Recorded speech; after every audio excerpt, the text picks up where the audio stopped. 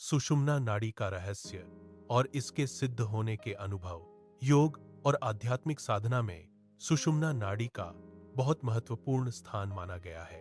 प्राचीन योग ग्रंथों जैसे हठ योग, प्रदीपिका, शिव संहिता और घेरंड संहिता में सुषुम्ना नाड़ी को मानव शरीर की सबसे रहस्यमयी और दिव्य ऊर्जा मार्ग बताया गया है।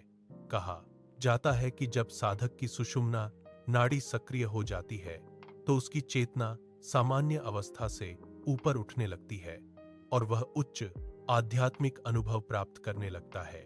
योग शास्त्रों के अनुसार मानव शरीर में 72 शून्य से अधिक नाड़ियां होती हैं, जिनमें 3 मुख्य नाड़ियां सबसे महत्वपूर्ण मानी जाती हैं, इड़ा, पिंगला और सुषुम्ना।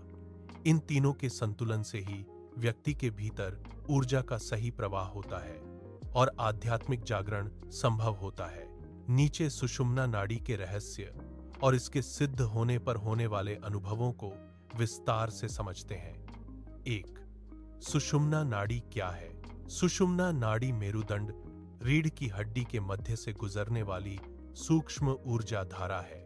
यह मूलाधार चक्र से शुरू होकर सहस्रार चक्र तक जाती है। योग के अनुसार जब तक सुषुम्ना नाड़ी सक्रिय नहीं होती तब तक कुंडलिनी शक्ति ऊपर की ओर नहीं उठ सकती। सामान्य व्यक्ति में जीवन ऊर्जा मुख्य रूप से इड़ा और पिंगला नाड़ियों में बहती रहती है। इड़ा नाड़ी चंद्र ऊर्जा का प्रतीक है और मन से जुड़ी होती है। पिंगला नाड़ी सूर्य ऊर्जा का प्रतीक है और शरीर की सक्रियता से जुड़ी होती है। लेकिन जब साधना के द्वारा इन दोनों नाड़ियों का संतुलन हो जाता है तब ऊर्जा सुषुम्ना में प्रवेश करती है। यही अवस्था आध्यात्मिक जागरण की शुरुआत मानी जाती है। 2. सुषुम्ना नाड़ी का रहस्य। सुषुम्ना नाड़ी को योग में मोक्ष का मार्ग कहा गया है। इसका कारण यह है कि जब ऊर्जा इस मार्ग से ऊपर उठती है तो साधक धीरे धीरे शरीर और मन की सीमाओं से ऊपर उठने लगता है।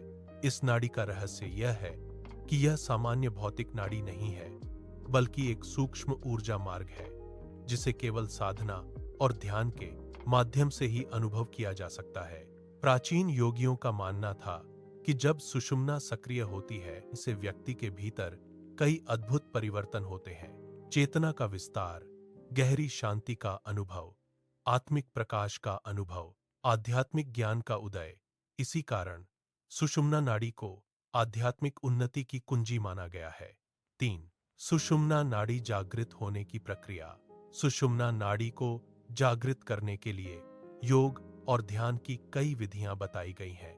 इनमें मुख्य रूप से निम्न साधनाएं शामिल हैं। 1.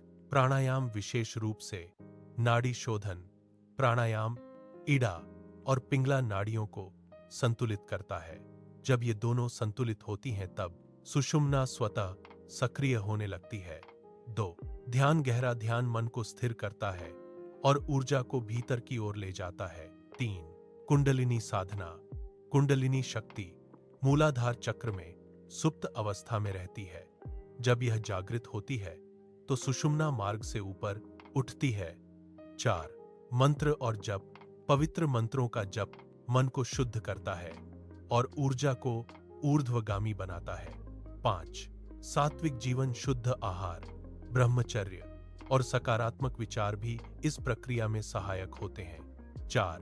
सुषुम्ना नाड़ी सिद्ध होने के अनुभव। जब सुषुम्ना नाड़ी सक्रिय होने लगती है तो साधक को कई प्रकार के अनुभव होने लगते हैं। ये अनुभव हर व्यक्ति में अलग अलग हो सकते हैं, लेकिन कुछ सामान्य अनुभव इस प्रकार बताए गए हैं। 1. रीढ़ की हड्डी में ऊर्जा का प्रवाह। साधक को कभी कभी ऐसा महसूस होता है जैसे रीढ़ की हड्डी के अंदर कोई ऊर्जा ऊपर की ओर बह रही हो।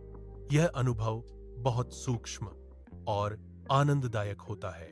2. शरीर में कंपन या झनझनाहट। ध्यान के दौरान शरीर में हल्की कंपन या झनझनाहट महसूस हो सकती है।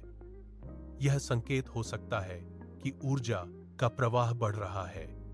3. आंतरिक प्रकाश का अनुभव।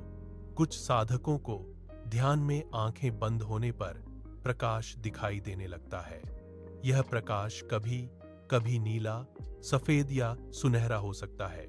4. गहरी शांति। सुषुम्ना सक्रिय होने पर मन असाधारण रूप से शांत हो जाता है। व्यक्ति को बिना किसी कारण के गहरी शांति और आनंद महसूस होता है। 5. समय का बोध कम होना। ध्यान की अवस्था में व्यक्ति को समय का पता नहीं चलता। कुछ मिनट कई घंटों जैसे लग सकते हैं या कई घंटे कुछ मिनट जैसे। 6. अंतर्ज्ञान का बढ़ना। साधक की अंतर्ज्ञान शक्ति बढ़ने लगती है। उसे कई बातों का ज्ञान बिना सोचे समझे होने लगता है। 7. सहस्रार चक्र में अनुभूति। सिर के ऊपर हल्की गर्मी, कंपन या दबाव का अनुभव भी हो सकता है। यह संकेत हो सकता है कि ऊर्जा ऊपर के चक्रों तक पहुंच रही है। 5. सुषुम्ना जागरण के लाभ। सुषुम्ना नाड़ी के जागृत होने से व्यक्ति के जीवन में कई सकारात्मक परिवर्तन आते हैं। मानसिक शांति बढ़ती है, ध्यान की गहराई बढ़ती है, आत्मज्ञान की अनुभूति होती है, भय और चिंता कम हो जाती है, जीवन के उद्देश्य की स्पष्टता मिलती है। कई योगियों का मानना है कि जब सुषुम्ना पूरी तरह सक्रिय हो जाती है तो व्यक्ति को आत्म साक्षात्कार का अनुभव हो सकता है। 6. सावधानियां। सुषुम्ना नाड़ी और कुंडलिनी जागरण बहुत गहरी आध्यात्मिक प्रक्रियाएं हैं। इन्हें बिना सही मार्गदर्शन के करने से मानसिक और शारीरिक असंतुलन भी हो सकता है। इसलिए अनुभवी गुरु के मार्गदर्शन में साधना करें। धीरे धीरे अभ्यास बढ़ाएं। शरीर और मन को संतुलित रखें। अत्यधिक उत्साह में जल्दबाजी न करें। योग का उद्देश्य केवल शक्तियां प्राप्त करना नहीं, बल्कि आत्मिक शांति और जागरूकता प्राप्त करना है। निष्कर्ष: सुषुम्ना नाड़ी योग और आध्यात्मिकता का एक गहरा रहस्य है। यह मानव चेतना के उच्च स्तर तक पहुंचने का मार्ग माना जाता है।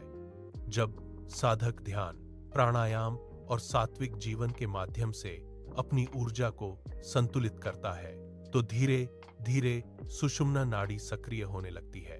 इसके जागृत होने पर व्यक्ति को कई सूक्ष्म और दिव्य अनुभव हो सकते हैं, जैसे आंतरिक प्रकाश, गहरी शांति और चेतना का विस्तार। लेकिन यह मार्ग धैर्य, अनुशासन और सही मार्गदर्शन की मांग करता है। निरंतर अभ्यास और श्रद्धा के साथ साधना करने पर ही सुषुम्ना नाड़ी का रहस्य धीरे धीरे प्रकट होता है और साधक आध्यात्मिक उन्नति की ओर बढ़ता है।